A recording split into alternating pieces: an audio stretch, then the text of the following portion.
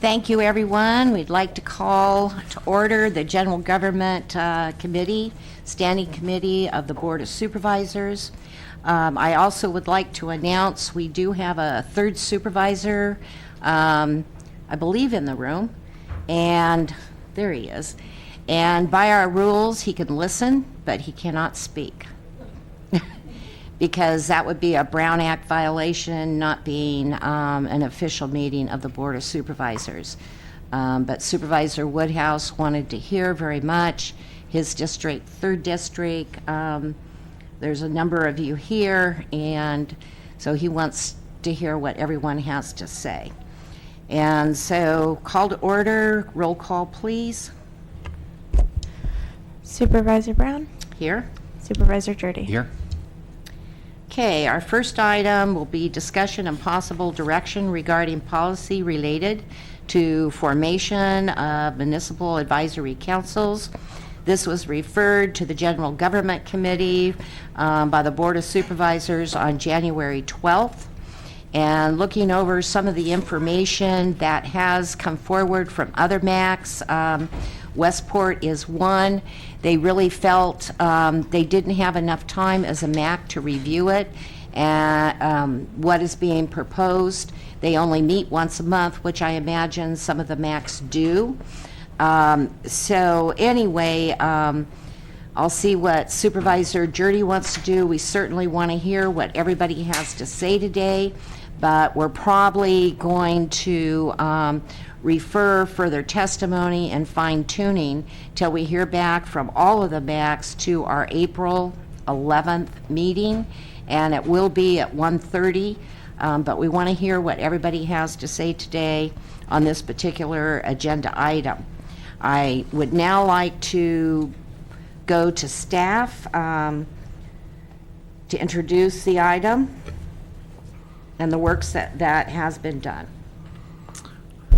Good afternoon, Madam Chair, Supervisor Jurdy. Christopher Shaver, Deputy CEO. This item is discussion and possible direction regarding policy related to the formation of municipal advisory councils, otherwise known as MACs. On February 8, 2016, staff brought forward a draft policy which received some comment and suggested edits. So today, what I do and bringing forth to you is a revised draft based on that discussion and those suggestions. Also, staff sent out on March 15th copies of the draft to the 4 established MACs and then also to Redwood Valley members who are preforming or in the preforming committee for a MAC. To date, we've received 2 emails with comments that I've provided copies to you regarding that. And so what I'm looking for is some recommendations, suggested edits, and direction as to which way to proceed with the draft policy. Okay. Supervisor Jurdy. So thank you, Chris, for doing this work. And as you said, we just got this before the meeting started. We do have some extensive comments from Alice Langton Sloan from, I'm not sure which MAC she's from. Laytonville, I believe. Okay, Laytonville. And then the comments from the chair of the Westport MAC, and because they haven't been able to meet as a board. So I agree with the suggestion of Supervisor Brown in that we take testimony today, but put this back up on our April 11th meeting to give our comments. So I think that's an excellent suggestion, and I'm just curious to see what we have here on this agenda item. Okay. Then we're in agreement. Yeah. Okay. So we'd very much like to go to the speakers today. And first I'd like to call Mr. Jim Shields forward. And he is requesting some additional time to address legislative and BOS history regarding MAC resolution. So Jim, we usually give 3 minutes per speaker. I'll allocate 2 speakers to you. That's at I guess you would say, the pleasure of the chair. And, but it's really 3 minutes. And just so everybody knows, you want to make deeper points on any of the information we have before us or any of the proposals.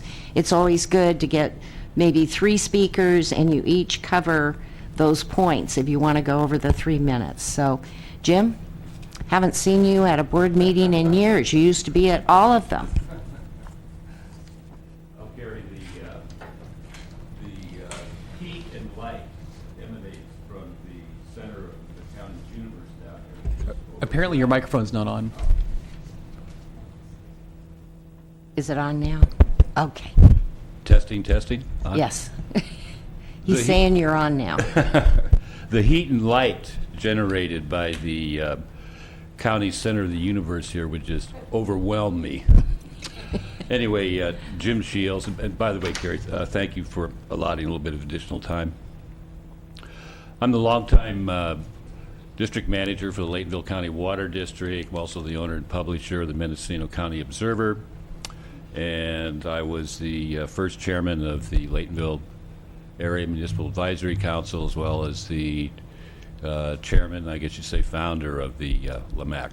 And what I'd like to do is just briefly cover 2 bits of legislative history that I think will be hopefully instructive and illustrative for our purposes here today as far as this new draft proposal regarding what I'm going to call them changes in MAC policy. I believe this would be a first policy regarding MACs and their formation and Correct. other issues.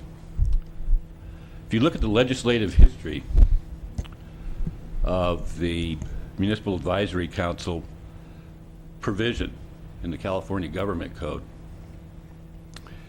2 very interesting things stimulated the legislators enacting the enabling legislation for MACs. One, believe it or not, was back at that time, there was some thought given to the idea that the state needed to see more incorporation in the unincorporated areas of each county. And by the way, the death of that particular notion, as far as I'm concerned, is unmourned. The second and more important reason behind the legislation was basically just to give you 2 examples. The legislators were looking at counties that either had large population bases, essentially your large metropolitan counties. And they're also looking at just the opposite, counties that were large in geographic sense, but very small in population. And what they were attempting to do was establish through the law another resource or tool for county boards of supervisors as far as getting input from their constituents. In your large population-based counties, the problem that supervisors articulated was it's difficult for us because we have millions of people living in this county, and it's difficult for us to get direct input from our constituents. Small population-based counties, wide geographic areas, the problem was more the space that the supervisor and travel that the supervisor would have to engage in order to get that kind of direct public contact. So those were the 2 basic reasons that the state legislature passed what is now known as the MAC provision. What happened here in Mendocino County? When we brought the Laytonville proposal to form a MAC, without going into all the details, one of the provisions was we wanted to establish a 5-member MAC council. And by the way, the history of the formation of the LAMAC took place over 2 consecutive board meetings where we were actually negotiating in open session with the board over the resolution. But to give you an example of how it worked, our 5-member board was changed to a 7-member board because there was one supervisor on the board at that time, back in 1998, Charles Peterson from the 5th District. The Guala MAC had been in existence for a few years previous to the supervisors approving the resolution for the Laytonville MAC. Supervisor Peterson said during the meeting, "Jim, why don't you think about increasing the size of your council from 5 to 7, and here's why." First of all, it's been our experience with the Guala MAC that when 3 members are absent for whatever reason, if it was a 5-member council, they would not have a quorum. His second reason was your LAMAC encompasses over a couple hundred square miles. We think that you would get a more diverse and representative council by expanding that number from 5 to 7. So this is just one example of why, first of all, I don't believe that a MAC policy is needed. Secondly, I don't think it's good public policy to create what I would call a cookie cutter straitjacket where you have all of the different types of conditions already established as a precondition. And I think it's best to leave those sorts of things open for the supervisors and for the MACs who are going to be asking the supervisors to approve their formation. Let them work out those details. I think that was the intent of the state legislature when they created the basic framework for municipal advisory councils. And I'll leave you with this final thought. Something you've heard many times before, but this is really on point. If it ain't broke, don't fix it. Thank you. Thank you, sir. Good to see you. Likewise. Chris, you're up next. Yes.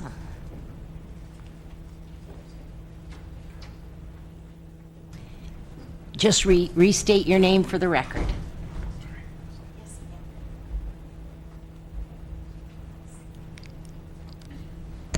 Christine Boyd from Redwood Valley.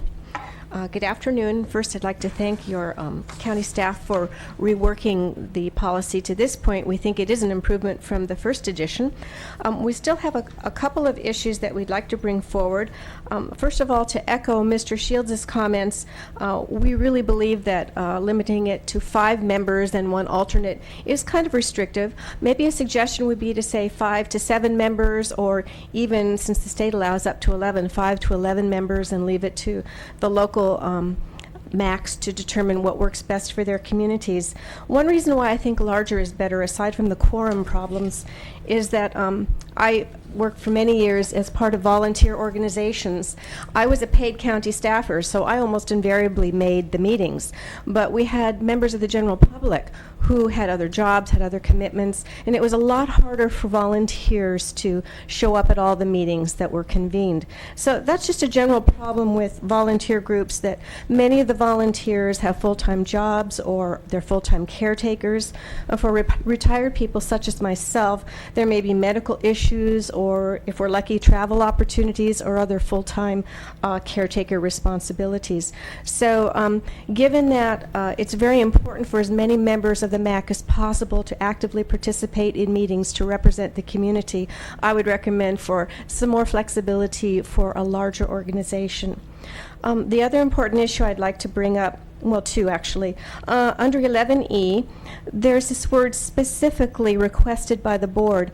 I'm not really sure what's intended by that. The state legislation talks about the wide array of subject matter that a MAC might take on, and that I believe should be the responsibility of the community in very many cases to bring those issues to the board that you may not have thought about, and vice versa, you may bring issues to the MAC that the MAC hadn't thought of.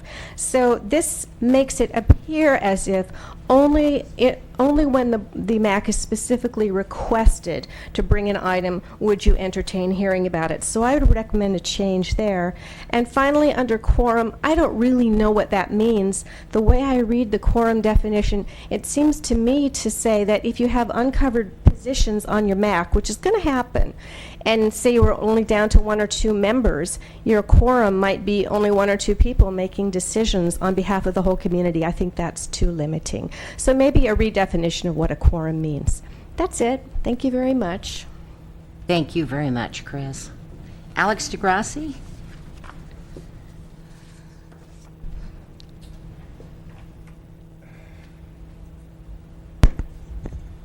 Hi, I'm Alex DeGrassi. I live in Redwood Valley, and I've been involved on this, quote, formation committee to help get this MAC off the ground.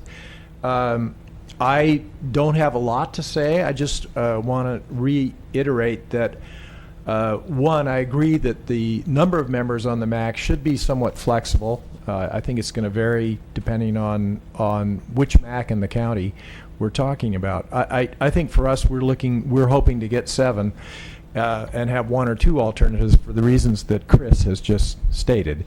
I also think that the 2-year period for membership on the MAC could pose some problems. We know a lot of times it takes a long time to get things going, and sometimes people miss meetings.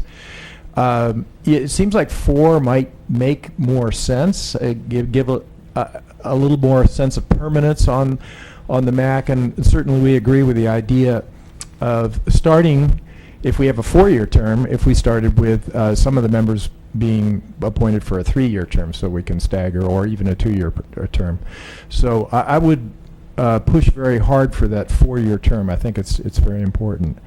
And finally, I'd just like to say in a very general way that I agree with Jim's comments that we should leave some flexibility in this MAC so we don't get too cookie cutter, as he put it, because I think the needs of each individual MAC, and again, I think the intention of the state in issuing those guidelines originally was to allow some flexibility there for any given MAC. And I know I finally have one more thing to say, actually. Having been on the Ukiah Valley Smart Growth Committee and that whole process of the general plan and the UVAP, this is maybe slightly off point, but I think it's relevant to bring up now. I think those area-specific policies of the general plan really are important, and I think that's, in the case of this Dollar General situation, that's where we lost, in effect, because there were no teeth in that general plan and my area-specific policy. And I know that's something that, by forming a MAC, we hope to give a little more teeth and some input into future general plans. But I would just like to remind everybody that a place like Redwood Valley or Laytonville may be unincorporated, but like many places in the world, it may also be in the process of becoming incorporated someday, and at which time those kinds of considerations that we give to incorporated cities, municipalities, should be taken into consideration at that time. Thank you very much.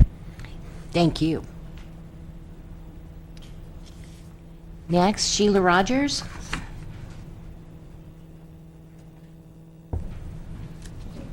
Good afternoon, Sheila Rogers. I'm too working on the Redwood Valley MAC formation.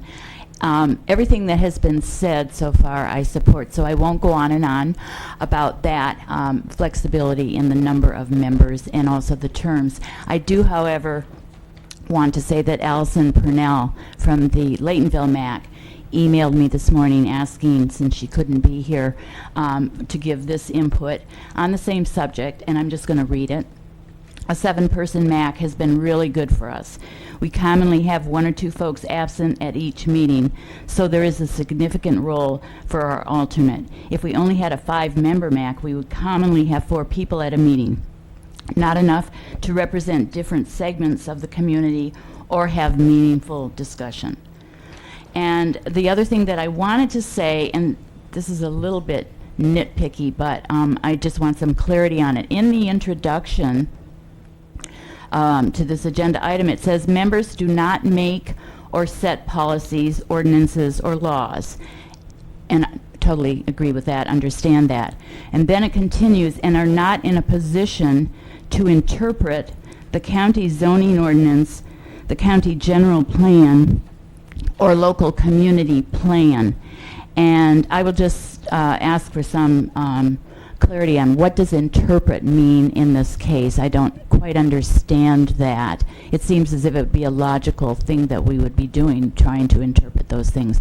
But definitely need to have clarity on that for the final. Thank you very much. Thank you. May I ask you a question, Sheila? Did Allison send in, did she submit her comments to the Board of Supervisors or to General Government Committee? She said, and this was written a couple of days ago, we have received the MAC policies and will be commenting on them. Okay. So I don't know if they were Okay. sent in. Okay, because I'd like to, Absolutely. have a hard copy of her comments and, Right. anything that comes from any of the maps. Do you want me to nudge her? Would you? Sure. That would be great. Okay, thank And you. I'm so glad Laytonville and Redwood Valley have connected. We have, and it's really very helpful. Yeah, On wonderful. a learning curve together, and they know more than we do. Great. Anyone else on the max, please come forward. Come on, Cassie. All you have to do is state your name for the record.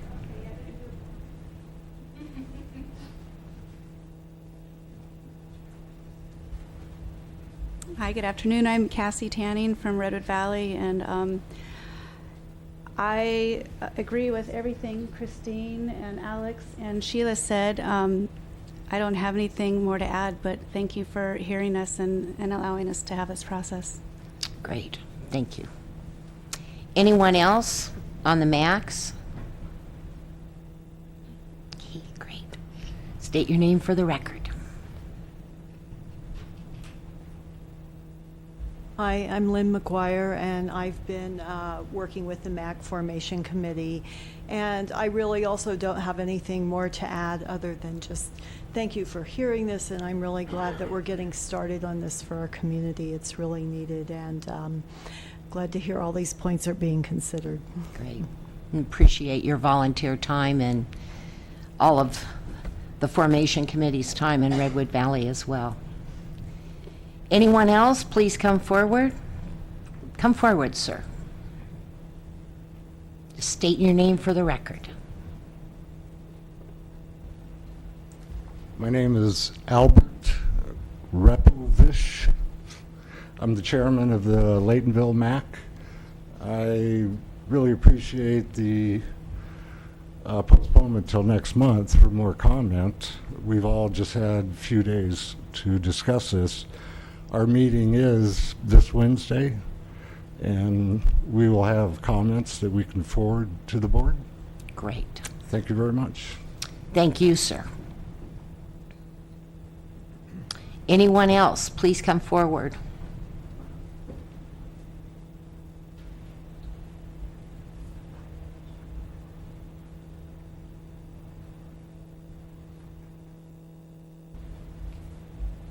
Great. Good afternoon, Madam Chair and Mr. Jardy. My name is Mike Nelson. I'm with Laco Associates. We have offices here in Ukiah, Eureka, and Santa Rosa. I am here to speak on behalf of one of the MAC appointees for Hopland, Julie Golden, who was not able to make it here today. In fact, unfortunately, none of the new appointees from Hopland were able to be here. So Julie asked me to come and reiterate a couple of points. So I've passed on her behalf. So I've passed out a copy of a letter that she has written specifically to point out some of her comments and concerns, and also her appreciation for moving to put together a Hopland MAC. So I think some of the things you've heard from some of the prior speakers that are a key point in Julie's letter is the flexibility regarding, membership qualifications, perhaps a, number of members, as well as that there isn't necessarily a one-size-fits-all. We have a lot of distinct communities in Mendocino County, and it's difficult to have a policy that's going to fit in every single location without having flexibility be a part of that. So a couple of those key points, and specific to Hopland, I want to comment, and this is in the letter, on Section 5A of the draft language. And I'll reiterate that, which specifically says any person who's a registered voter and who resides or is domiciled within the boundary of the MAC is eligible to be nominated, appointed, and to serve as a representative on said council. That draft language is actually a little bit more restrictive than what the current adopted language is. And that one specifically, Julie has some comments and concerns around making sure that it can, have active participation. We have a lot of volunteers that are trying to put their time in.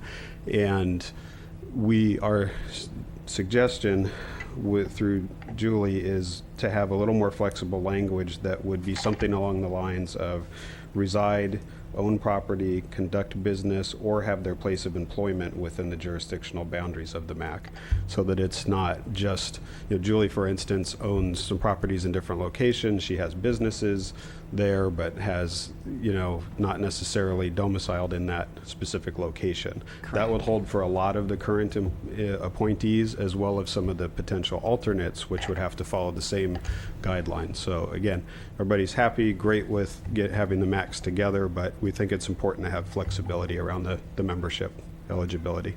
Sure. Thank you very much. And I appreciate this, and I appreciate the comments. Mm-hmm. I want to thank Ms. Golden, if you will. Yes. Send that message. And as you heard, we're going to go forward to April 11th. Yes. Because there's been a lot of comment, not only received here, but also through emails. Yep.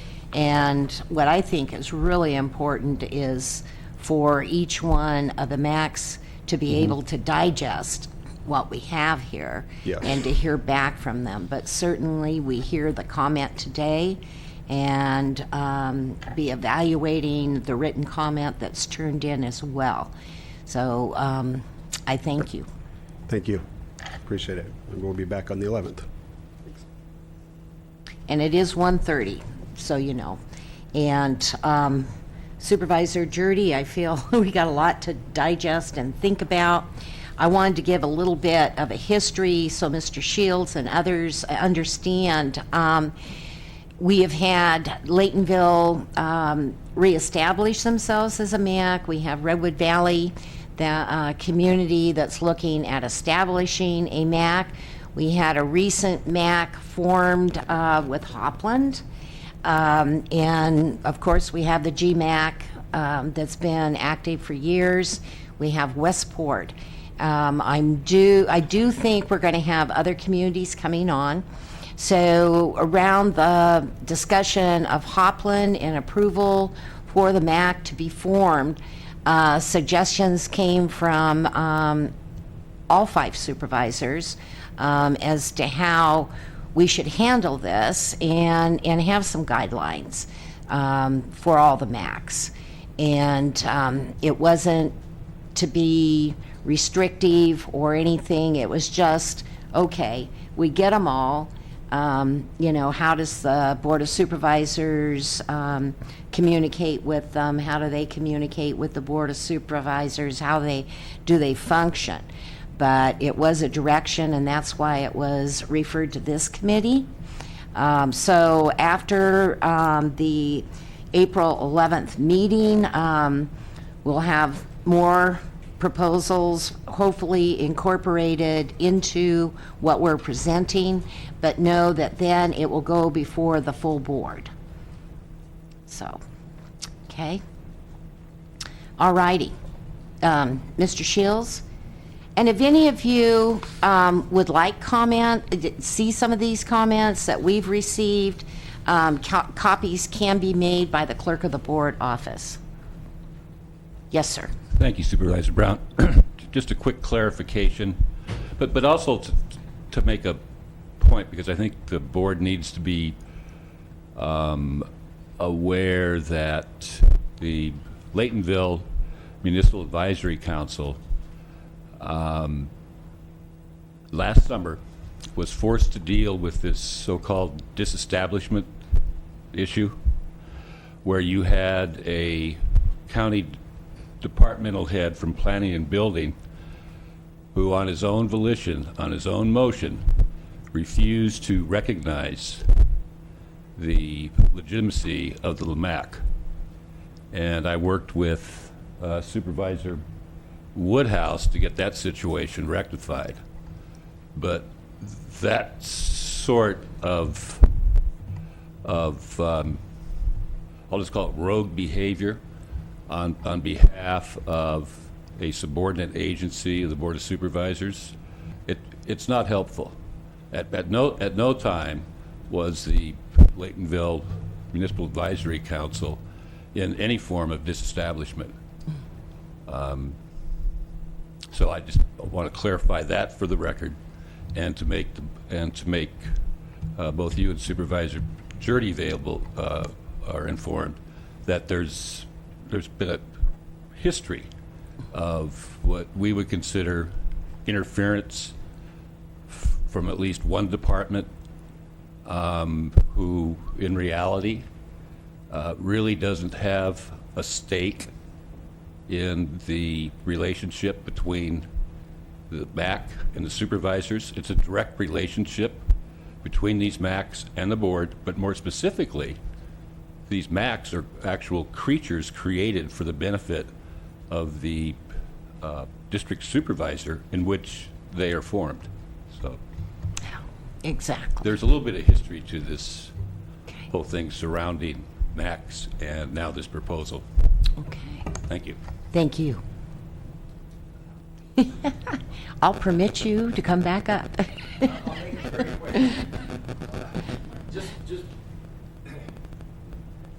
I'm Alex DeGrassi again, Madam Chair, Supervisor Jurdy.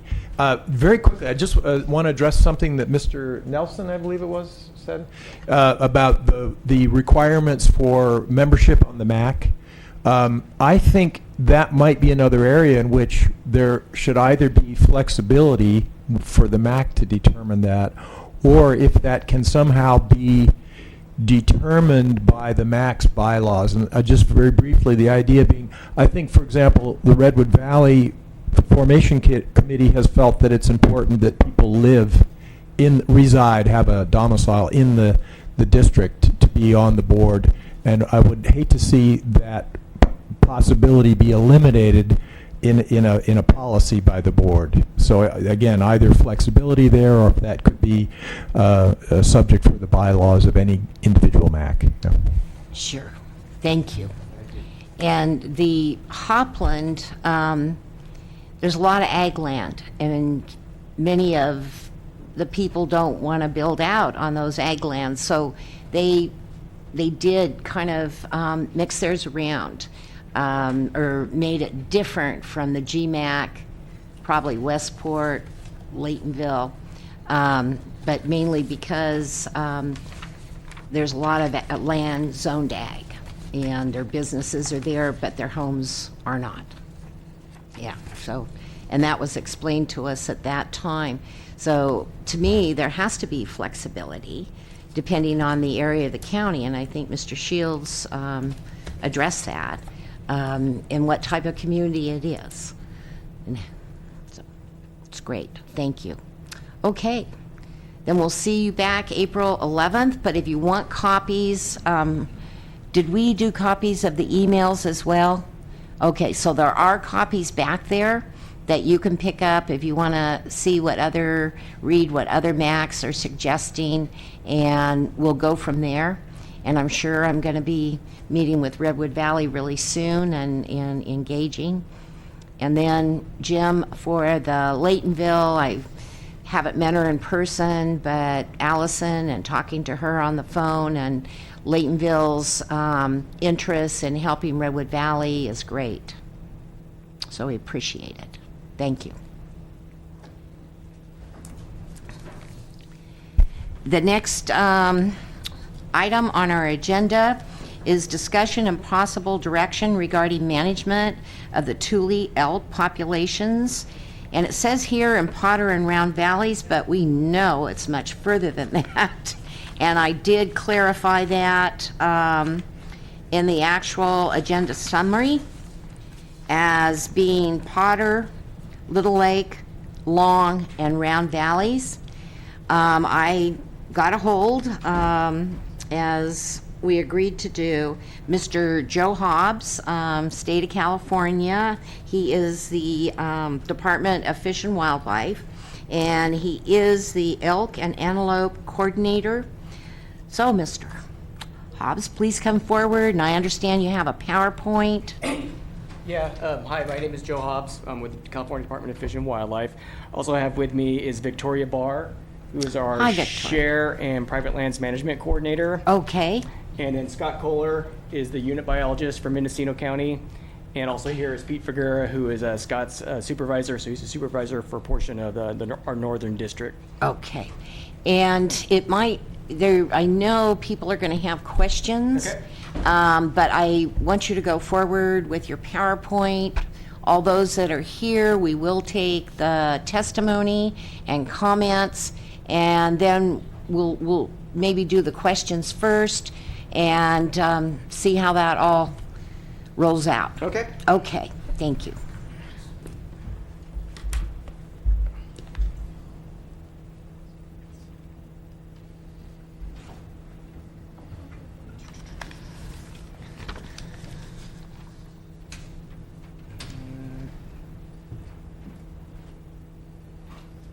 Okay, how do you get it to this start? It's been a while.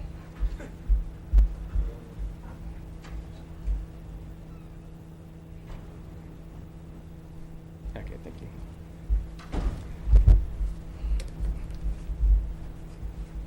So like I said, I'm Joe Hobbs with the Department of Fish and Wildlife. I'm the Elk and Antelope Coordinator. I'll give you a little bit of background for elk in California. California is unique, then it has 3 subspecies of elk. It has the Tule elk, found only in California, a Roosevelt elk, found on the coast of Northern California, and Rocky Mountain elk, found mainly in the northeastern portion of California. So elk, specifically Tule elk, were almost extinct by 1870 due to various reasons: overhunting, agricultural changes, draining of wetlands. And so through the department's efforts and efforts of other agencies and organizations, elk were pretty much recovered to the point that they are now within California. We'll never get to the historic range we had for Tule elk previously. They estimated about 500,000 Tule elk within the Central Valley and Coast Range of California. Due to human development, that's just not something that's ever going to happen. But elk have recovered in California to a large extent. So statewide, there's about 5,500 Roosevelt elk. Right now, there's about 5,100 Tule elk and about 1,500 Rocky Mountain elk.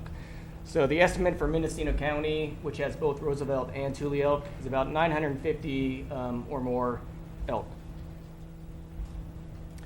So what the department does for management of elk, I'll start with saying that the Tule elk or any of the elk species in California are not listed as a special status species, so they're not endangered, they're not threatened, they're considered a game species within California. So what the department does as far as management is we have draw tags for elk. It's very limited. There's a huge demand, and our population base is still relatively small. Take that into consideration. Some areas we obviously have more elk than others. So we have general tags. We have our private lands management tags, which are tags issued to individual landowners in exchange for habitat work. And then just recently, last year, we implemented our Shared Habitat Alliance for Recreational Enhancement, or SHARE elk tags. And those are tags that'll be good on an individual property, but the general public puts in for those tags as a secondary draw. So May I ask you a question? Yes. Did you say that the Tule elk are not listed, They are not listed. There is no special status besides game species. just special status? Just game species. There is no special status, so Okay. they're a game species. Okay, because my recollection was somewhere in the 80s when they started Well, actually, they started movement of the herds of Tule elk throughout California much earlier than that. But the landowners that took these animals onto their property, you cannot retain them. You let them roam. So we had a horrific problem in the mid-'80s, late '80s in Potter Valley with the herds that had come off Lake Pillsbury Ranch. So it was just my memory was evidently flawed at my age now. But they don't have a special status, and they haven't had a special status since I can recall. Now, there was a point where they weren't hunted due to their limited population size, and then part of the bear bill back in the 70s was basically to reestablish Tule elk within California, and that required coordination with the federal government, different agencies. That's why we had elk at such places like Concord Naval Weapons Station, Fort Hunter Liggett military base in Monterey County. Owens Valley is a preserve. Yeah, Owens Valley was similar, but we reestablished Tule elk. Owens Valley is outside of their historic range, but we basically cooperated with different agencies and landowners to reestablish Tule elk in different portions of California. So once their population got above 2,000, then that was the threshold that they could start regulated hunting of those Tule elk. And that was, I think, roughly 1989 or 1990, when they actually were legally able to hunt Tule elk. Now, there were periodic hunts, different places, Owens Valley through time, but that's really when the modern, up-to-date hunting since 1989, straightforward, is we've had elk seasons every year. So as a special species, we all understand that under ESA, you cannot herd, chase, scare. They're not a special status species. So if I have a herd that comes onto my property, I can go out on my four-wheeler and chase them back off. Correct. Okay. So, and you wouldn't be the first person to do that. So Tule elk, same rules and regulations as Roosevelt elk or Rocky Mountain elk. Deer, same type of situation. They're game species. They're not listed under Endangered Species Act. They're not listed under California Endangered Species Act. So that's their status. It's not special status. No, which with harassment and the different things like that, it doesn't apply. Okay. So there's also, are there requirements, and I'm going to give you a for instance, that happened to us actually, and it was a lame bull that was trying to herd our cattle, and there was a newborn calf that got gored by that animal, and I'm sure that it was just trying to get the calf up and moving and didn't mean to do what it did. But, when you stop to think of protected species, if that had been dogs even, mountain lion, or bear, I could have protected my livestock. But with Tule elk, is that the same? I'll have to double check that. I know that at that point that it's caused property damage, you can ask for a depredation permit, but I can't remember exactly in that instant, like with wild dogs or other things, if you can use lethal, and you just got to clarify that with law enforcement, because I don't want to misspeak and give you the wrong answer. And I don't want to take over your presentation. No, it's okay. Because I'm learning too. Thank you. So different things we do, obviously we survey for wildlife, for elk, and that's Scott Kohler does the elk surveys for Mendocino County. We do different projects for funding, as far as radio collars on different types of elk. We've done some habitat work with the Forest Service, BLM, even some private landowners, and maybe I'll get into that a little bit more. And then also with the collars or distribution, where they are, trying to figure out how many, is it the same herd that's in one ranch, 15 miles away, 10 miles, 5 miles? Is it a different herd? Just the distribution, and are we dealing with the same animals or multiple groups of animals? And that all rates back, to the harvest level, is just because some are here one day and then a couple miles away, there's 50 elk again over there. Is it 100 or is it 50? So we want to make sure that we have the right information to set regulations. So part of the thing that we did this last year is we actually came up with a draft environmental document, and we had subdivided Mendocino County into different zones to distribute harvest in the areas where it's appropriate at that appropriate level. We ran into some issues with our environmental document, and right now we withdrew that environmental document what we're going to do is complete the statewide elk management and conservation plan. And any changes for anywhere in the state that we do moving forward will be based off that plan. So we're hoping to get the draft out within the next couple of months, get public comment, and it really depends on how long that public comment takes to get back, when we can get the final version out, and then we'll redo the environmental document to establish changes on all the different hunt zones. It was kind of an all or nothing package, so we had to withdraw that, and then moving forward, we hope to get back into subdividing Mendocino into different zones to target the elk herds appropriately. So this kind of gets back to your point. You can use deterrence for elk, hazing, propane cannons. Some landowners have left radios on, creates noise. Fencing, it works. It's expensive. I get that.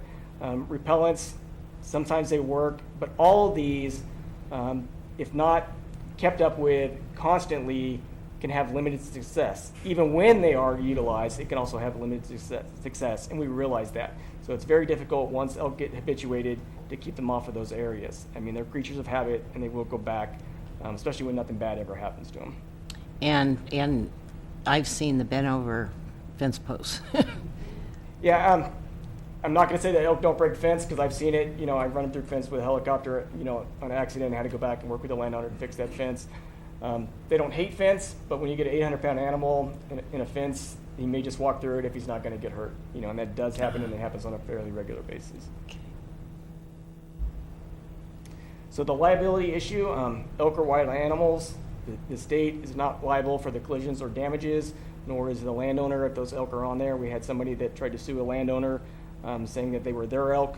They're not the landowner's elk. They're not my elk. They're the state of California's elk, and they're wild animals. Right now, there is no compensation for me to issue checks to landowners.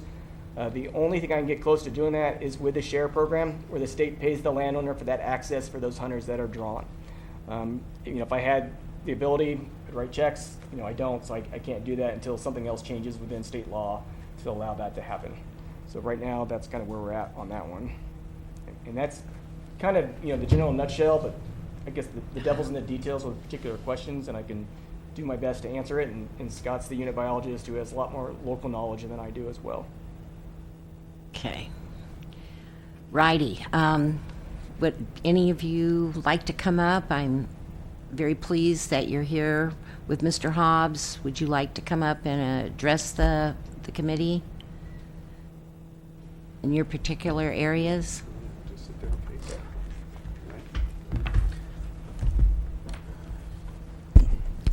Yeah, good afternoon. I'm Scott Kohler. I'm the Wildlife Unit Manager for Mendocino County, and my responsibility is all fur and feather animals here in Mendocino, so I do a variety of surveys.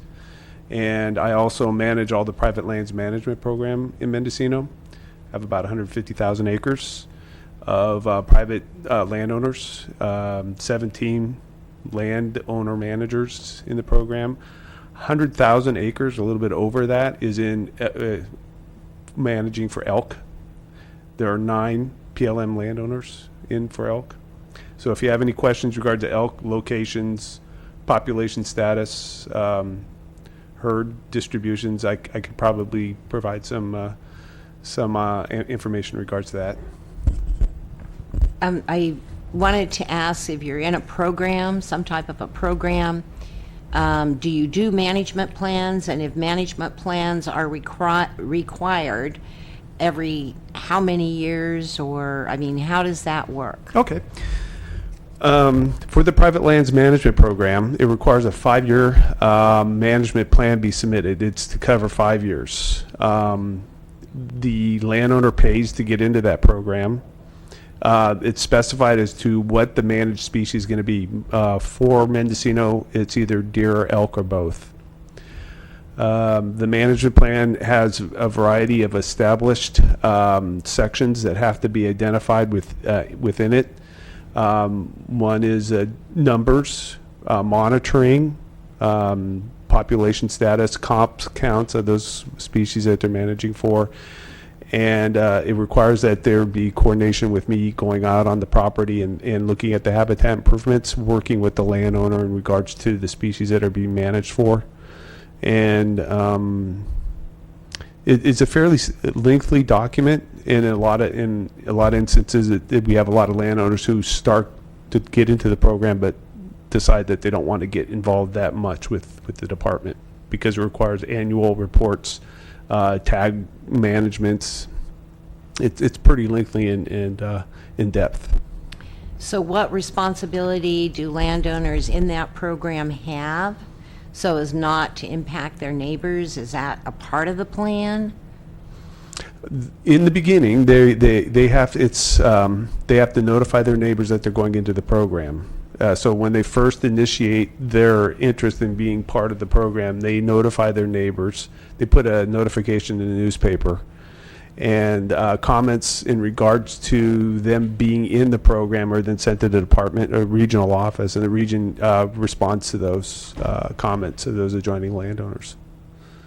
You said there that the landowner pays. So Yes. is there an annual fee, a 5-year fee? And if they're managing a state resource, why would they have to pay when they're helping the state do their job in management? Their management is not as a resource itself or the game mammal that they're going in for, but it's to do habitat improvements because they're in a sense they are becoming their own zone. So if they're in for elk, they're their own zone. They're outside of the Mendocino elk zone itself, and they become, let's say, the Potter Valley management plan zone. So they get special tags. The numbers or the harvest allotments that I work out with them is based on the animals that we count on their property. So they pay on a 5-year basis according to the size of their operation. So it's based in maybe Victoria has more of probably the numbers in their brain in this, but I think it's based on 2,000 acres, 5,000 acres, 10,000 acres, and at that point in time it's graduated up in regards to the cost on a 5-year basis. So they're kind of like coming into an agreement with the department that they will manage that species with us for probably a multiple sustained yield management plan. For deer, we're always looking to actually improve the herd health so that those deer are going to leave and then adjoining landowners actually get a benefit in regards to better deer numbers on their property for harvesting and stuff like that. A lot of adjoining landowners benefit from that.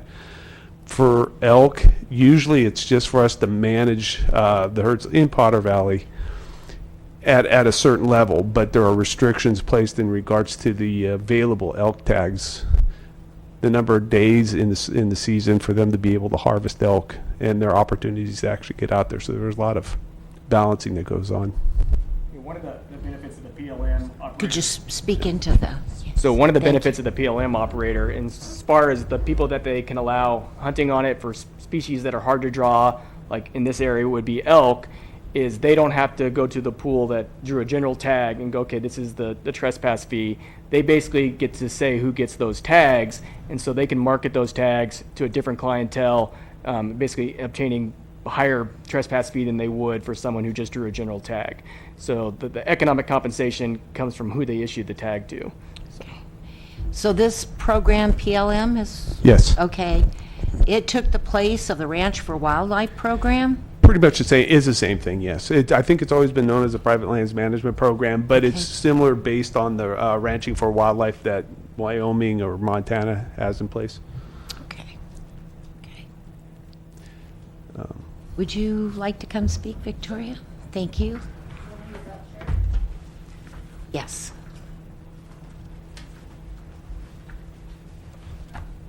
And actually stay up there because we may have speakers that want to ask a question. So Victoria Barr, Department of Fish and Wildlife. So the SHARE program is a public access program. We compensate landowners for public access. It's controlled. I work with the landowner to say how many hunt days we're going to have, how many people we're going to allow on the property, what we're going to do on the property. I mean, what we're going to hunt or bird watch.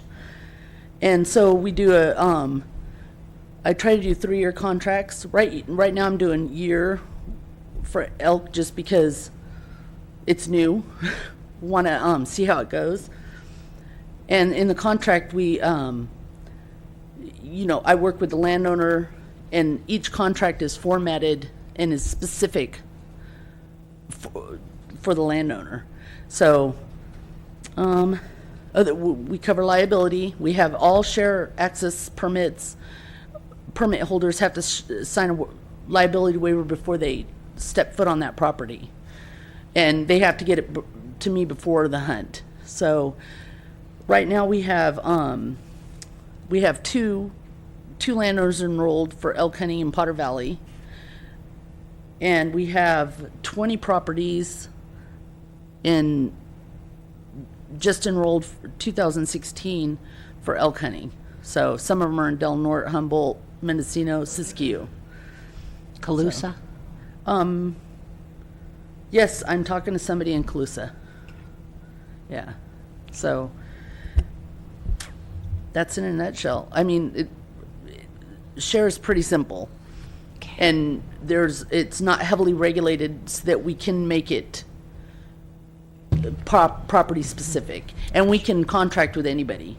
Counties, cities, land trusts, private landowners, the government. So what do you do to advertise the program, so to speak, or get the word out to individuals that may be interested? There's a share website, and I update that when I enroll new properties. Mm-hmm.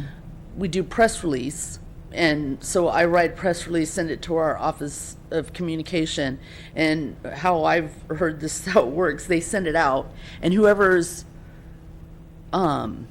subscribed to or part of California Fish and Wildlife can pick it up. So newspapers, radios, anything. And we can limit who it goes out to, or I always do share statewide. So, and then whoever picks it up, I have a mailing list, an emailing list, just people that have asked me about the program in the last 5 years. Sure. And, I ask if they want to be on it, and I send it out. The land trusts, they'll put it on their websites too. So, and Facebook. Okay. That's great. Do you ever, maybe you as well, attend community meetings to hear concerns of citizens within the state or impacts being suffered? So maybe we can come up with some good ideas how to manage Tule elk? I speak with landowners here in Mendocino. I'm not aware of that there have been any community meetings in that regards, though. Okay. So, I've talked to Mr. Magruder or Mr. Sibley, Mr. Musgrave. There's a few, Mr. Proshold up there in Covelo. I do attend the Mendocino County Fish and Game Advisory meetings. And at that time, make myself available to answer any questions to the public who has any question answers. Okay. Peter, did you want to add to the presentation?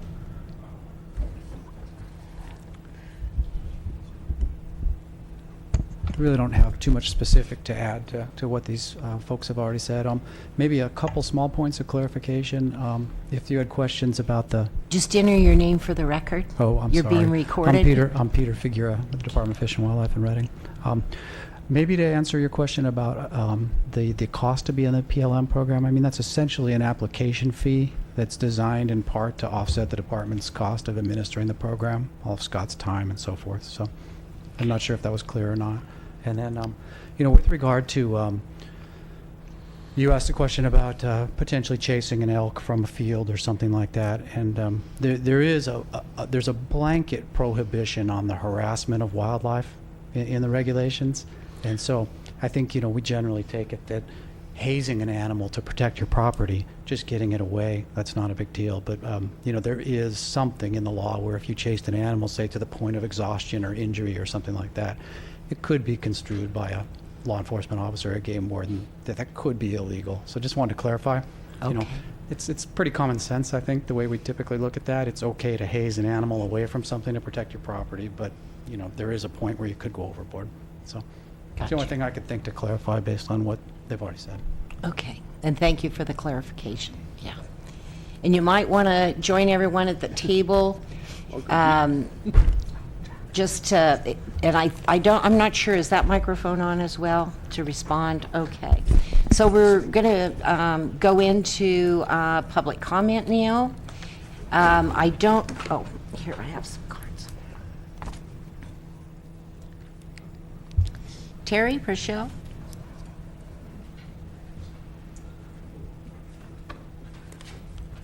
Said your name wrong. Couldn't read it.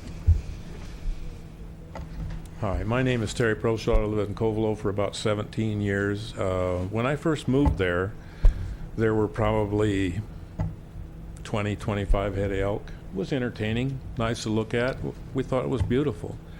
Right now, Fish and Wildlife will tell us there's somewhere between 30 and 40. There's actually 100. And I've got a small place. I run a few cows. I make some hay. I'm able to pay my expenses and make the thing break even.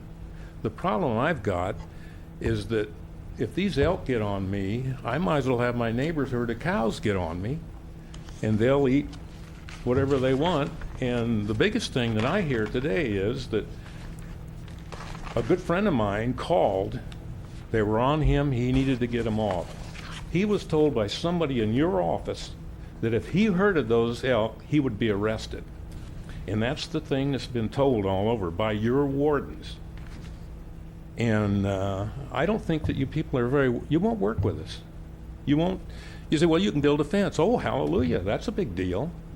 We can't afford to build a fence like that. And I know a guy that did, knock the fence down.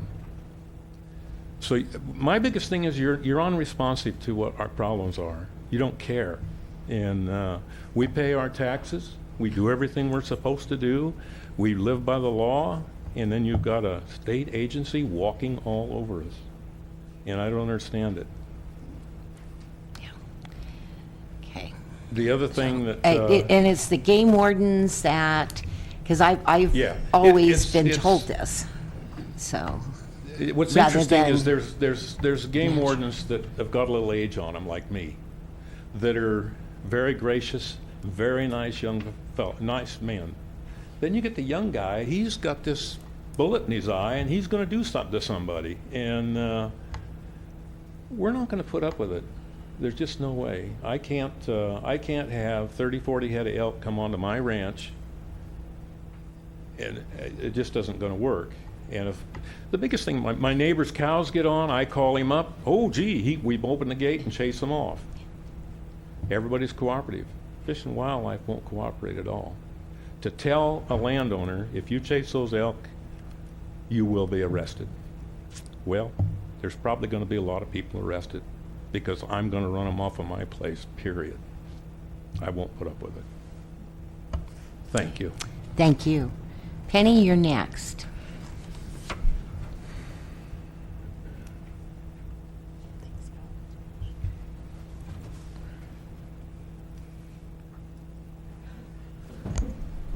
My name is Penny Proshold.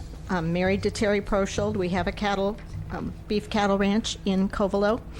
And I'm reading a brief letter on behalf of Jack Brown of the J.F. Brown Ranch in Covelo. He was unable to be here, and he asked that his letter be read. March 20th, 2016, Department of Fish and Game. Gentlemen, I own 50 acres of sub-irrigated pasture at 77411 Barnes Lane in Covelo.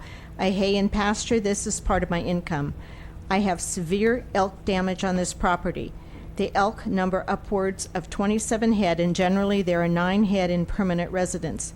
The first cutting of hay is damaged, and I cannot get a second cutting. In addition, I cannot pasture cattle as it is impossible to maintain an elk-proof fence. I am 75 years of age, and my income is Social Security, hay sales, and pasture rent. My loss each year is several $1,000s because of this damage, and I am unable to afford this. Any help to eliminate this serious elk problem in Covelo would be appreciated. Yours truly, Jack F. Brown. And to the clerk, Penny. Thank you. And that's like Sally. Penny, is Sally his wife? Nancy Jane. Oh, Nancy. Okay, gotcha. Right.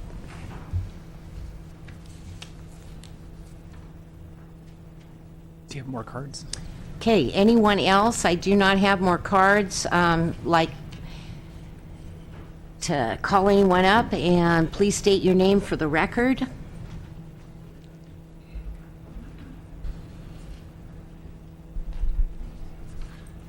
Kyle Farmer, Magruder Ranch.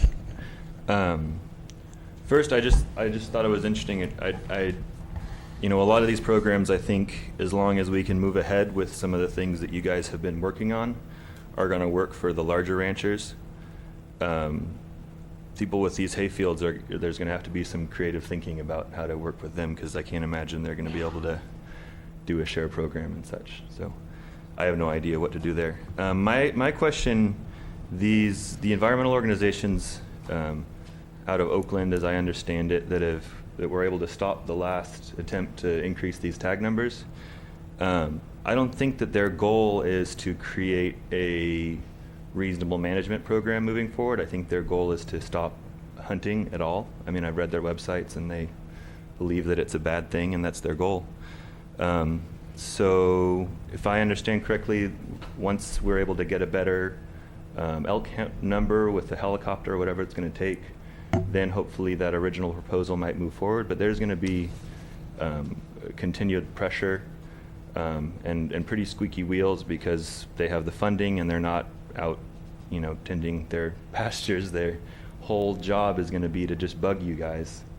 So I'm curious what the expectations are. What kind of power do they have to try to stop your attempts to improve management? My other question is there an alternative to the all or nothing package? If they are going to be fighting this at every bend, are there ways to get parts of it through? Because we need to move forward. If what they're really fighting is someplace else, we can't have it be that they're shutting down the whole system every time there might be a slight problem with one of the elk counts somewhere. So. Yeah, I can try to address that. Yeah, so what we plan to do is, again, like I said, finish the management plan, base changes off of that.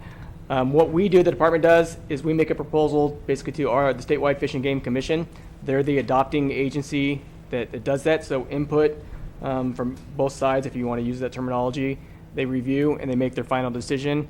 I'm still going to go, try to forward with what I originally had, or pretty close to. Mendocino is one. I think we have good numbers. We have all the data. That's not the issue. So as this developed, that's one of the things is all or nothing. Maybe we don't have to go that way. We can do, here's the change for this particular elk management unit being Mendocino.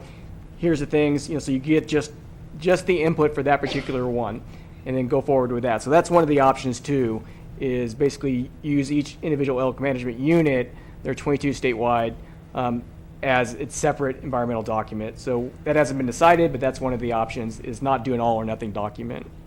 So the next meeting will be in Santa Rosa, is it next month? April 13th and 14th. I think the mammal regs are adopted on April 14th. Okay. So nothing can change this year. Mm-mm. But Correct. going into the future, Fish and Wildlife is going to get those number counts and maybe be able to segregate the documents. That's a possibility, but the main thing that's going to, as we move forward, is to finish the management plan, get that out for public review, take those comments, address those, and then get a final statewide management plan. So any changes, such as breaking the Mendocino into different units, increasing the tag ranges, will be based on that. That document won't spell out, we're going to do X, Y, and Z, but it will acknowledge, hey, there's different distributions of elk within this area. We want to subdivide the zones, and basically allocate harvest appropriately for those to get back to a manageable number. They're not going to be eliminated, but we'll try to manage them at a controllable, if you, again, lack of better terminology, number-wise, so they don't continue to deal with the landowners and damage to the degree that they have been right now. Sure. And so the work that you're going to continue will basically stop challenges? it's never going to stop challenges. You're going to have people that don't like hunting, and you're always going to have that. As long as you have the data to support it, that's their choice, and they can present their information to the Fish and Game Commission. We have other people presenting the opposite way. They want them eliminated. They'll also present their information to the Fish and Game Commission, and they make the final decision. So the department recommends something that's kind of called in the middle. Still have elk on the landscape, not out of control, but not eliminated. And then the commission will make the final decision on those. Anyone else, please come forward. Terry, come forward. You can sit up front. Well, you come forward right now. Terry, you come sit up front and you can follow. Please state your name for the record. My name is Sue Luchetti, and I live in Covelo. And I presented these pictures of the elk on our property. We have a back field that has, we have 90 acres, but these elk were in our back field. You cannot hurt them. They just circle and do as they please unless you were to really push them, and then they would go through your fences. So it's not manageable for a small ranch to feed 40 to 50 elk and still contain and feed their own cattle. And so I think the plans that they have are fine for large ranches, but it's the small rancher that it's impacting, and we're the ones that can't afford it. And I thank you for your time. Absolutely. And where do these pictures go? I found them in the back. Oh. Okay, those for the public, I guess. We have received ours. Okay. Yes. But that's what we have on our property often. They cross, their horns get into our equipment when we go to hay our fields. And if we're feeding, these animals graze just like our cows and eat as much as our cows do. So as you can see, when you have this many animal on your field, you're not feeding your cows. So I think small ranchers have to be considered. Okay. Thank you. Thank you. I forgot one item that... Please re-enter your name for the Terry record. Prosholt, Covelo. What if these elk were in the Napa Valley, the Russian River Valley, or Alexander Valley? What would you do? Because there's money there, you wouldn't have them there, right? I can't answer that. I mean, since they're not. You'd get they're not sued, there. and you'd get them out. But when us people with our situation can't afford to do that, The so. department has never eliminated, free-ranging elk. The other thing is, your wardens, the younger fellows, does anybody supervise them? Does anyone say to them, treat the public with kindness? They're the ones that are paying the bill. You would have to address their supervisor. They're not in our particular branch. Well, there's some of them that are just plain nasty. And Terry? Yes. It is an item on our legislative platform for this year. Okay. And I have addressed Senator McGuire. All right. So his staff about these issues, not knowing exactly where to go, what to do, because I haven't dealt with them for a very long time directly. But they do want to engage, and by coming today and hearing about these programs, there may be ways we can help. But certainly if we have, and I'll use this word, an out-of-control game warden, I feel we can go, is it Reading where the office is for this area, for Fish and Wildlife, for game wardens? We used to be out of Yountville. They changed us, and now I think it's Reading. Well, the wardens work out of a different setup than the wildlife management. So the captain resides here in Mendocino County for the district staff. They're in their own district, but Yountville is where their headquarters is at in regards to that area. Yes. Well, So- Red Hunter gave me his book when he was his last regulation book when he retired.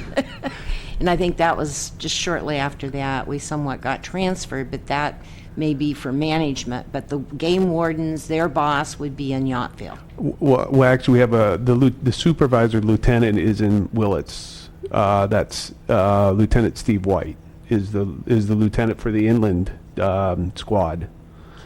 So, and then Captain Wayne Kidwell is out of Willits as well, and he's of course above the lieutenant. Okay. So. Can I receive that information, please, so I can distribute it to people? I can give you their names. I am not allowed to give you their contact phone numbers. I can give you their email address.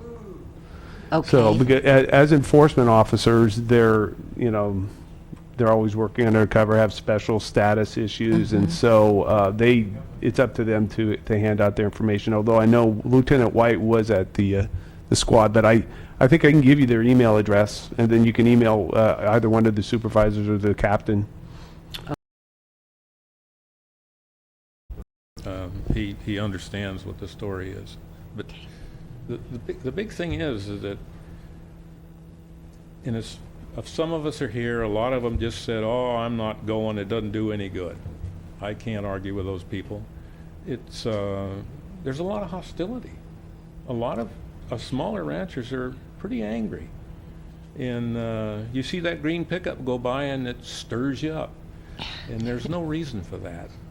So, you should Terry? be a friend of the public. Yeah. We've got another gentleman that wants to speak. I appreciate your comments. Mr. Magruder? Just a brief comment too. If you'd like, we can ask the law enforcement staff to contact you or to contact you, Terry. That's, we couldn't give out their phone numbers, but we can request that they contact you if you guys provide us your information. Okay. And be happy to do that. All righty. Hi, I'm Mac Magruder in Potter Valley. Hello. I've talked to you all on the phone.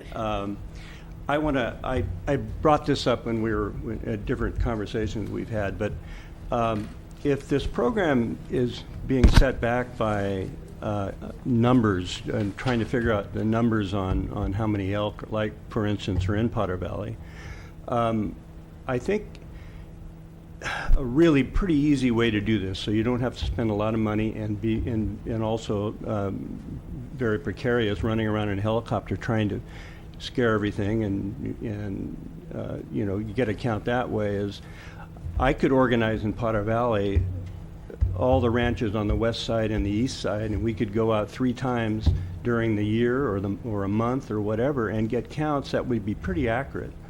It would be a real easy way to do it.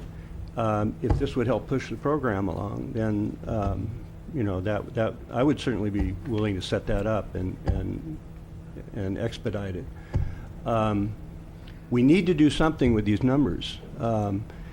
It's been reiterated here numerous times that these elk are potentially able to put us out of business, and we're either faced with building, in my case, it would be a $250,000 fence, which I can't do. And all my land management that I've been doing for the last 20 years is pretty much thrown out with improved pasture because they don't leave. They just camp out. Hazing, even though you could maybe be arrested, doesn't work. They just go off and then they come back. So we need to address it. And if I know these elk in Potter Valley were relocated there from somewhere else. Originally from, they were put in. We looked up the whole history of relocation, and they were put in Pillsbury, and then they were brought down. They moved down. They weren't brought down. They moved down. Yeah, no, you're right. So I don't want to beat a dog to death, which I think we're capable of doing. So anyway, we're willing to work with you whatever we can, landowners. So thank you.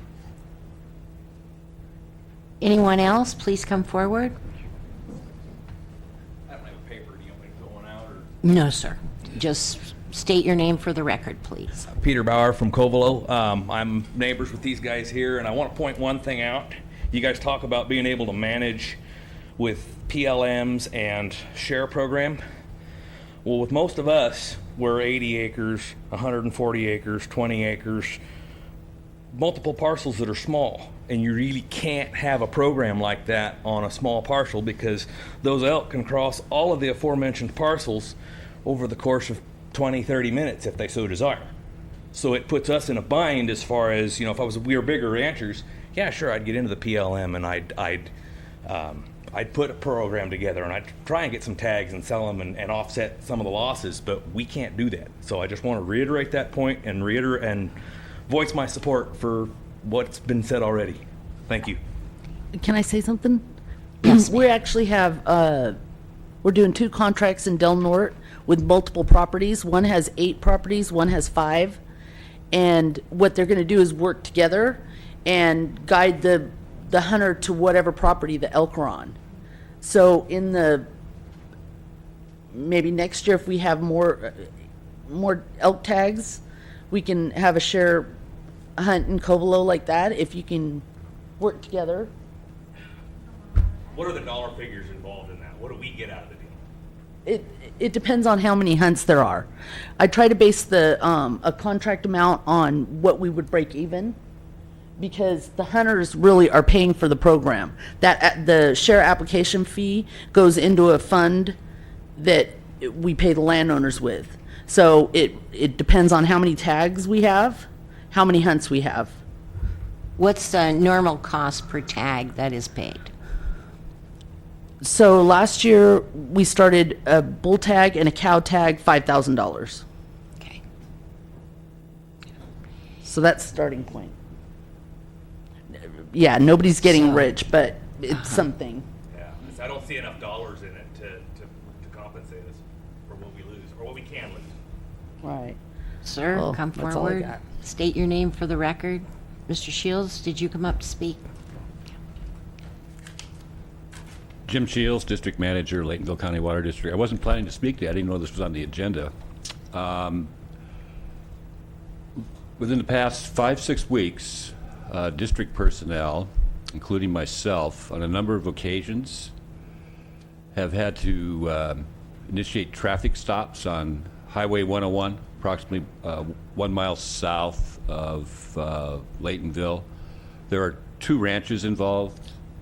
The 101 ranch, and the second one is about a mile south further on Highway 101, the Shamrock Ranch. Is this Shamrock a PLM?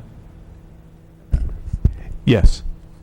Okay, so, and personally, you know, aside from professional agency involvement, personally, I'm neighbors with on a small ranch right next to the 101 ranch. Originally, when we moved there almost 30 years ago, there was a sizable elk herd on the 101 ranch that was relocated, as I recall, in the late 80s, early 90s, perhaps, to the Shamrock, is my understanding. But in any event, what has occurred is that these elk who had been relocated to the Shamrock Ranch, within the past 2 years, they've started migrating north along Highway 101, back up to the original 101 ranch, plus the additional ranches lying in between that mile and a half stretch. Mm-hmm. And I know, me personally, along with other district personnel, this has so far only happened at night, which is the worst time, but the elk are crossing Highway 101 from the 101 ranch to the ranches on the east side of Highway 101. And, you know, fortunately, those times that I've had to do it and when other personnel had to do it, we are either at work or we had our safety gear and flashlights and traffic signs and whatnot, so we could actually stop the traffic. I don't believe so far there's been an accident. Our concern is a public safety concern. The Water Health District and safety, yes. has initiated discussions with Caltrans, their right-of-way division, over at least posting some signs in the area. Basically, you folks are all familiar with Caltrans takes an act of Congress to get anything done, but we're attempting to do that. So the district would appreciate any assistance that the county Board of Supervisors could give us. Because what we're afraid of is that there's going to be a serious accident on that highway. You're not talking about a gravel road where these Absolutely. elk are crossing. And when you have 20 head of Tule elk on Potter Valley Road, which is a two-way road only, we've had some very upset people. Yeah. And so that was one of my questions. Who's liable? The county of Mendocino does have some elk signs and have put them up in Potter Valley to try to alert people that they may go around one of those corners. It's not so straight like Highway 101, but run smack dab into a herd. And very honestly, you know, I'm really worried about a fatality as a result, especially if they're in a small car or they swerve and go over the cliff into the Russian River. You know, yeah. Yeah, well, and maybe someone here can confirm the count, but the Tule elk count in that stretch there, just basically kind of a mile and a half or so there south of Laytonville. I mean, there's literally hundreds of elk in that area. Yeah, Shamrock, we have a real good, working with Mike Prescott there on the Shamrock Ranch. That's been in the PLM program since the mid-90s. And so we have a fairly accurate count, and he knows when a group of elk move out, and they've been moving out over the last 10 years. Twin Pines across the road, now there's a group back up in there. And then that small group that's now on the 101, the Circle 101, Ed Mitchell's property. I've spoken with Ed in regards to those. It was a group of about 9 elk, and now they split off, and you have about 5 on one side and 3 on the other, but they do move across.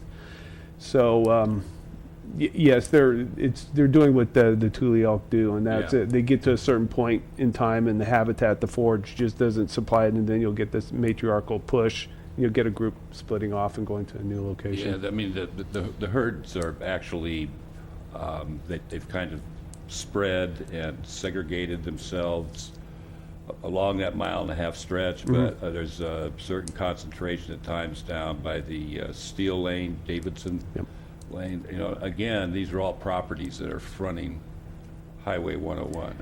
So. Yeah, and I've talked with Tracy Musgrave. They're right at the point. He seems to be, his property is right there where the elk allowed to cross over to that octagonal church. And talked with Caltrans. They put up the signs. I think Tracy was was the point person on that. He was the one that got them to eventually do that out there. It was pretty difficult to get Caltrans to even do that. But there are other mechanisms that we've been trying to get Caltrans to do in regards to trying to notify drivers, because you have a pinch point there where it goes from 4 down to 2. And it's just treacherous just to drive on there and try and do 55. You get run over. So it's just a traffic issue there that Caltrans needs to identify and work with. Exactly. Yeah. I mean, our attempt is to get those signs positioned, about a mile further north, where there's a lot of activity with the crossing there. There are mechanisms that other states use, and I know we tried to get this put in place up in Prairie Creek as well, as where you hang some collars on some elk that are along the roadside, and you actually have interactive signs so that when the elk are close to the road, it turns on blinking signs and just starts, because I know there's elk there, but people just don't look at those signs too much. So you got to do something more. But we are, with help, maybe we can get Caltrans to actually address putting up something more effective. Okay. Thank you. That would be a great idea. And Jim, maybe your county supervisor of District 3 can contact our Department of Transportation head to get further commitment from them to maybe meet with Fish and Wildlife and help with that issue. Okay, thank you. State your name for the record, please. Good afternoon, Devin Jones, Mendocino County Farm Bureau. First of all, thank you to the committee for continuing to work on this issue. I think it's been festering for a long time, and this is a good opportunity to bring it forward. And I also do encourage, either through this committee or through the Board of Supervisors to continue to be engaged and submit comments in the process as it moves forward.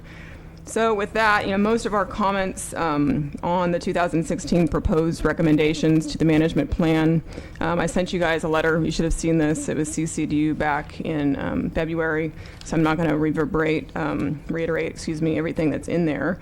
I did have a few follow-up questions since we have a very expert panel here today, and thank you for attending. You mentioned 950 elk in Mendocino County, so I was wondering, one, if that can be broken down by unit in terms of area of the county, and what year was that data collected? So that would be one question. Second question is, do we have the actual population numbers for Lake Pillsbury in Lake County, and how does that population impact areas such as Potter Valley? What does that transitional population look like? How many tags total are allocated in Mendocino County? My understanding, based on the general draw, there's just 2 bull tags and 2 antlerless tags. Plus, I believe there were 34 bull tags and 35 antlerless tags for the PLM program. So that's pretty minimum currently. So obviously that's why we were in support of those 2016 considerations for increasing those tag draws, simply because our population here is far outweighing the number of tags that are allocated. Another question that was brought up at the last meeting this committee held was, the impacts to native deer species. So I was wondering if Department of Fish and Wildlife had done any research or studies looking at not only impacts to what you've heard today from the ranching community, but also to our native deer species as well. And then finally, just for my own information, for the April 14th Fish and Game Commission meeting, my understanding is that this has been tabled, but I wanted to make sure that if there was an opportunity for concerned citizens to attend, since it will be closed in Santa Rosa, if there was merit to encouraging individuals to attend that meeting to submit comments similar to what they submitted today to the actual commission. So through the chair, I'd like to see if those questions can be addressed. Absolutely, and why don't you stay up here in case they need further clarification? Scott, you want to talk about Yes. the population numbers? Yeah, I have a breakdown. These there are core areas of residential Tule elk. So pretty much all of them are being managed. The core areas under our private lands management program. So I have counts as of 2015, the end of the year, in regards to each one of those PLMs. They have to provide those to us in their annual report. And we have aerial counts on the Potter Valley group that we completed here in February. We flew that and got some good transect numbers off of those Tule elk and Potter Valley as well. So yes, 34 cow bull tags and 35 cow tags. I've maxed out my allowable tags to be able to be given at this point in time under this current environmental document. We had 8 available for the general hunt, of which I have 4 at this current time available to the share program, and the other 4 were assigned to the general hunt, and there's been a proposal to modify that at this time to because access to elk on private lands has been very limited in Mendocino County, and private landowners have not been too open to allow just a general hunter on their property, and the trespass fees are probably not, are been hard to negotiate, I suspect. So trying to move some more of those over to the share program from the general hunt to provide an easier access to some of these elk. So if there's any questions in regards to what the current numbers I have for those core areas, I can give those out. So, and I can talk about Lake Pillsbury because we count that mainly from the ground, so we get a really good population number on cows and calves. The bull numbers are a little bit harder to get. They show more up in the rut, and they're distributed around that herd. But off the top of my head, it was around 130, I can't remember now, total elk in that core area of Lake Pillsbury in the north end. Now they're seeing different little patches here and there. further north in the openings, but that's the core area for Tule elk, Lake Pillsbury. And again, that tag in the environmental documents maxed out, and that was part of the reason, one of the areas that also would have saw an increase, and the potential to issue more tags was Lake Pillsbury, all the different Mendocino zones that were proposed that we had to back off on. So hopefully, we can get going again and get those changes in to try to address some of the increasing elk numbers. What was the other question? No, we haven't done directly competition between elk and deer. Different studies in different parts of the state shows there's the potential for elk to displace deer, but it really depended on the specifics for that environment. Like at Starkey Experimental Station in Oregon, where they had a huge fenced enclosure. They saw when hunters came in, everybody was marked basically with GPS, for lack of better terminology. They used Loran then. The elk would move out, force the deer in different areas. So there's a potential, but that's also a fenced enclosure. Elk can outcompete mule deer. That's not really the case on this side, the west side. So we don't have specific studies addressing those interactions.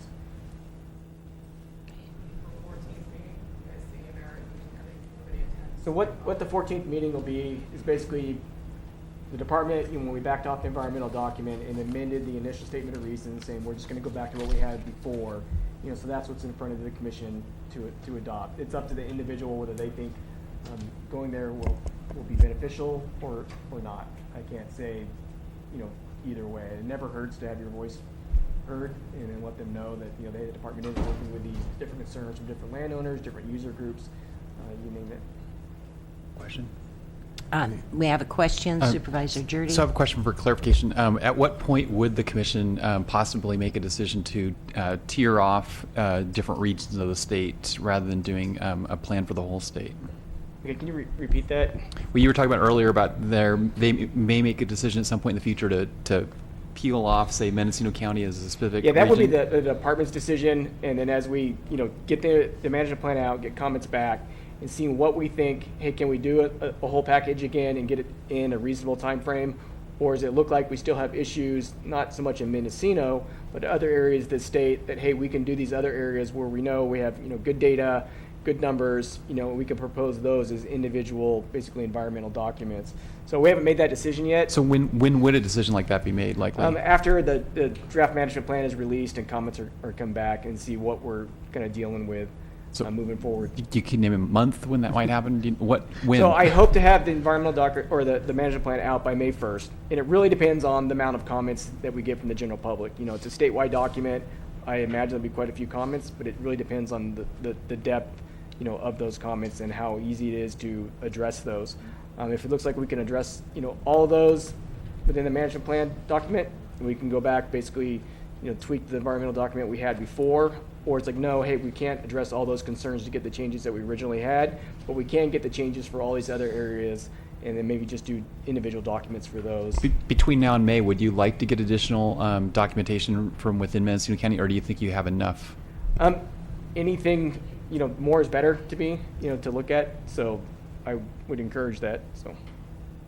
Okay. And that might be something that the Farm Bureau cattlemen could help organize, maybe in each one of our impacted areas. And then can a county board of supervisors go proactive to help with the peeling off of certain areas? I'm not sure what you mean by proactive. They can basically say that's one of the things they want. If we can't get the whole package in, we want our area focused on, and maybe that would be something the department, could do. So I, again, encourage if that's something you think you want to do. I mean, to me, the more stuff I can get to address concerns, the better. So if it looks like, hey, this isn't going to go as the whole package, I mean, not only your area, but there's other areas too that's receiving the same general complaints and issues, that we have the data, behind you to go, okay, let's do this, let's move forward with that, and because that's areas that I think are pretty much, I have everything I need to move forward with those. Yes, and being on our legislative platform, and the desire the board has to engage with our senator and our assembly member to get some help and relief, because these people, it's putting them out of business. And even though my husband and I are aging, so we're downsizing, you know, many times we have to look at almost a zero bottom line. And for these ranchers, it's a livelihood and one they depend on. We heard a letter from Mr. Brown in Round Valley, and it is also the economy of our county that we're very concerned about as well. And the Board of Supervisors did express concern about the liability, public health, and safety of the traveling public, whether it's our county residents or those going through our county. You know, the liability is of great concern. So I want to look at being proactive. Do you suggest anything that we can do with our state legislators that can help the department? Not besides just making, the general recommendations. Here are particular issues, for Mendocino, and try to get those, addressed. And I'm pretty aware of them, but it never hurts, if it comes from another public official as well.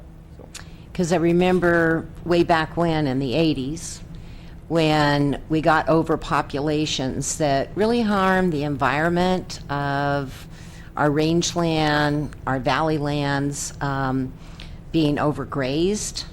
And I mean, if you look where the herds of elk go and the type of soils we have, you see big runners coming off our hills. That doesn't help water quality and other species we have to protect, like listed fish. So, we've got to do something. And I feel this April 14th meeting with the Fish and Game Commission, perhaps people should go and testify. But, it's a big issue with us. Back in the 80s, there was, through statewide legislation, there were funds created to help better manage these herds and do the relocations onto state-owned, federal-owned lands to get them where they're overgrazing, to bring down those numbers. I don't know. What do you say back to that? Is that something that you feel could clearly be done? I'm just trying to get a hand on exactly what you're saying with the overgrazing of elk for the landscape. Is that, well, the elk are competing with, as a good rancher, you only put so many head on your land of cattle or sheep or whatever your livestock may be. Right now, people are being overgrazed, whether it's rangeland or the valley lands. They can't bring in a harvest of a crop. So the damage being done by the elk, and Mr. Magruder can point those out right in Potter Valley. I see him every day. I go in and out of the valley. But I also know that elk can strip trees of foliage, especially if the herds get really big. But we're suffering, and our environment is suffering. Elk can do what cattle can't do. And it's pretty amazing, some of those damages. And if they're stripping trees, they're probably hungry. And the state's doing nothing to help feed them. And as we have suffered through this drought, many of us that raise grass hay has seen a big decline during the drought in the amount of tonnage we can produce. So that means less for our animals to be able to feed them. So that creates a sell-off situation. And when you have a sell-off situation, your prices absolutely, because everyone's doing it, sink way down to very low prices. So you're not even getting a return. But we need help. These people need help, and we have to find a way to do it. And certainly we've been emailing Joe that we can again if you think of something, but we are going to be looking for solutions. No, and I'm willing to try to work, come up with stuff. I only have so much tools available to me.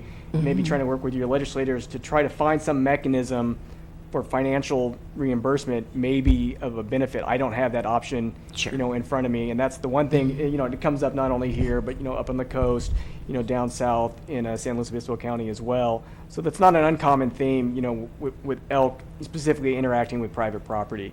The options I have right now are basically harvest related. The share program was an intermediate that we do compensate for that, but I don't have a mechanism to say, like some of the other states, and every state is different, you had X number of acres impacted for this particular crop, here's your compensation for that, or supply even of fencing materials, different things. Right now I don't have those tools. So, if work with the legislature, I'm willing to work with anybody, to come up and address. And like the people said, the little smaller landowners are the most difficult because a lot of the tools just aren't applicable, to a 50 or less than 100 acre, even 200 acres. That makes it a little bit more difficult, and you got to be a little bit more creative. But I'm, willing to try and work with people and come up with, solutions that are outside of the normal things I have to work with. Yeah. And it's, to me, we can say whatever about where the Tule elk ranges were in California. But back in the 80s, late 80s, I spoke with a Indian lady that had recorded the language, the Pomo language, which was almost lost. And she also recorded the stories of the elders. But with language, one of the elders, and certainly Native Americans pass on their tales from generation to generation and their stories, and that's how they did it. But there was a word for a funny deer, and like in the valley of Potter Valley, there was only one time that people remembered, and there were 3 triplets of the Pomos in the valley of Potter Valley, that they had a funny deer. There was never an interpretation for elk. Certainly going north, you see your Roosevelt elk, but for all of us that never had them through history, and now having to compete with them to provide our own livelihood, it's been really difficult. Yeah, all the literature that I've ever read put elk as, native species, from basically the coast all the way down to San Francisco, be it Roosevelt or Tule, Mendocino being, a portion of that. So everything I've ever read said that they were native to the area. Now the numbers and abundance may be different. I wasn't there, but, they were declared, native species. But you're talking about the coast. Inland too, just about all of Mendocino that I can, think of top of my head off the historic range maps that I've seen, have that within there. So why would the native Pomo Indians not have I don't have a an name answer, for elk? For that, so. Yeah. Okay, Devin, then we need to conclude. Devin Jones, Mendocino County Farm Bureau. Maybe just for the folks in attendance, could you reiterate how individuals sign up or where they should sign up to receive notifications for the upcoming release of the management plan? If you can email me, and I'll give it to you, but it's joe.hobbs, Hobbs, at wildlife.ca.gov, and you can give it to people, and they can email me, and I'll put them, on the list to receive that. And probably the Farm Bureau could collect those names and addresses, and we could do it in one email? To Mr. Hobbs, if people turn them in. You have to understand, in Mendocino County, we also have an issue with good broadband and being able to email. Some of us are still on dial-up. And I know it sounds funny, but that's the reality. Okay, everyone. Yes, please come forward, and then Supervisor Jurdy and I will discuss how we go forward here. Okay. One more quick question, Kyle Farmer, Magruder Ranch. You mentioned briefly other states. I've been meaning to try to do that research, but you guys might save us all some time because something tells me that Montana probably does this better than we do. Montana has no landowner tags. They're pretty much the North American wildlife model. You have wild animals on your place. There's no compensation. So they're pretty straightforward when I talk to them. Now, they at times have worked with landowners that are receiving haystack damage in the past to provide basically the movable fencing, just all metal fencing, but they've even backed off on that. In Colorado's is a little differently. They have a damage depredation fund, and elk and deer damage being one of those, predators being the other, and they have basic confirmation of damage, and they will write a compensation check. Other states, various things of supplying materials, but no financial compensation. It's all over the board depending on which state you talk to. Okay. So, thank you. Thank you. And thank you for that information.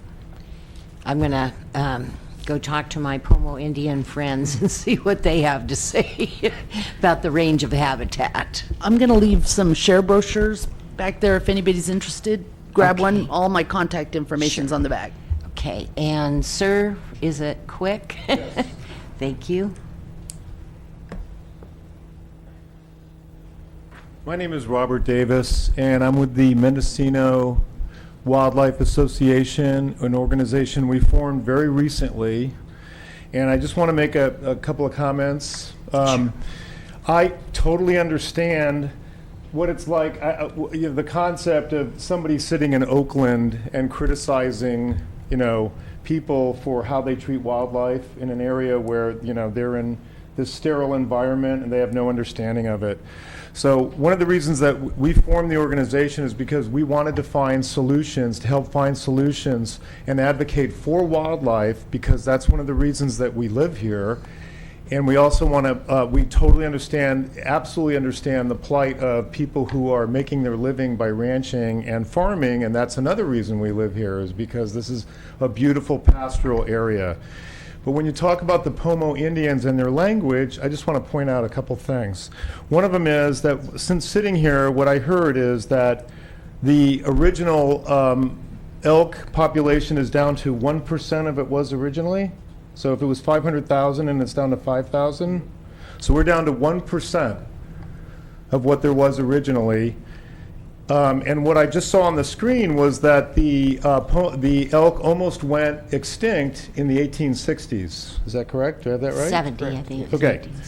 So I read the memoirs of a woman who lived in Willits, she died over the age of 100, and she had memories of, at the turn of the last century, as recently as the turn of the last century, there'd be hunting parties that went out. Her father went out on hunting parties to shoot Native Americans.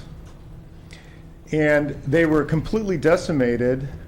And if you're talking about the word for elk now, if the elk was almost extinct in the 1860s, I just think that's a little kind of weirdly anecdotal and maybe inappropriate to look at that as evidence of where elk were and where they weren't traditionally.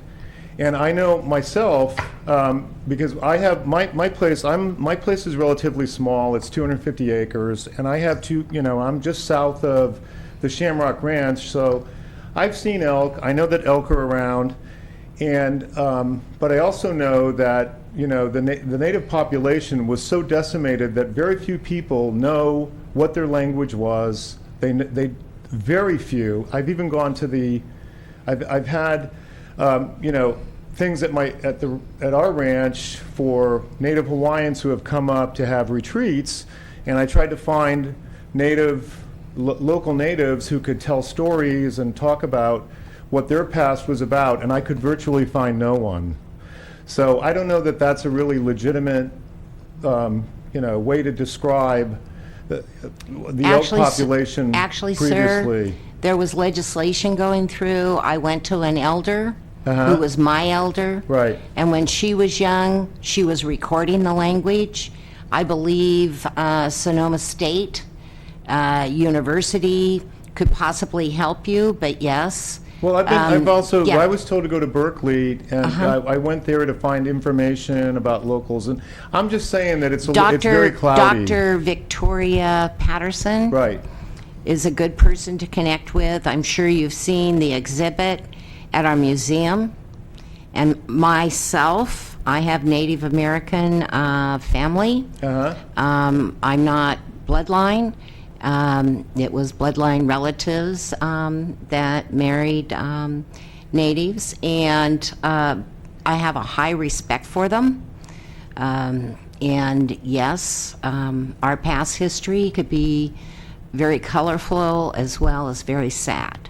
Yeah, but it's also very certainly- cloudy and unclear. Well, and I disagree with you on Okay. the language and the elders that did take.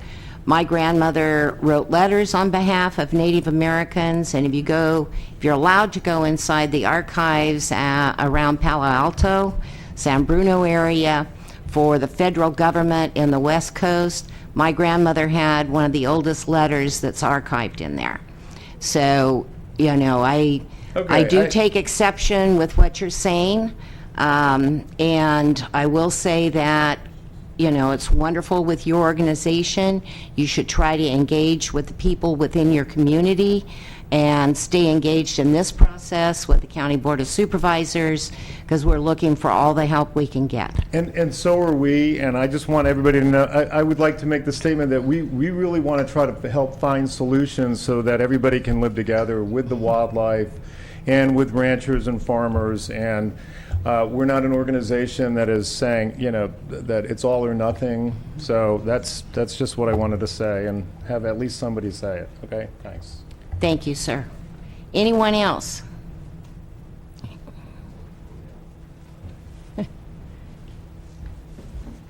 Hi, my name is Tyler Capel. I just had a quick question for these guys. How do the laws apply, the hunting laws, for the tribal members on tribal land in Covelo? Do they have to have a whatever you call it, the hunting tag? And Scott, and correct me if I'm wrong, but if it's on, and I'm not sure I'm going to use the right terminology, tribal property, basically sovereign nation, then that's completely outside of the scope They have to of get a our moving- regulation. It's up to that particular Native American tribe and how they want to regulate that. And once they come off of that, then it's the same laws and regulations that everybody else in the state has to. Okay, all right, that's all. Thank you. Excellent question.